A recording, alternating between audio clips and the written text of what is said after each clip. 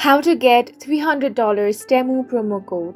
Hi everyone, this is Alana from Create, Login and Delete. Let's jump right into the video. First of all, you want to open up any web browser and search for Temu coupon code. Then you're going to find different websites here. You can basically open any one of them. Make sure that you open only the reliable websites.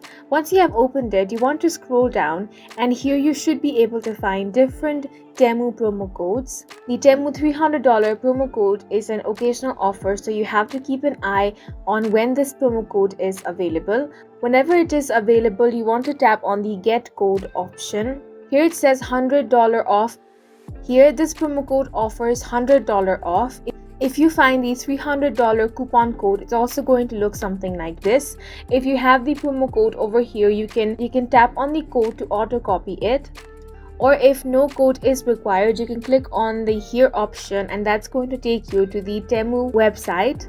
If you have copied the code, you want to open the Temu application on your device. Then tap on the U option. Now tap on Coupons and Offers.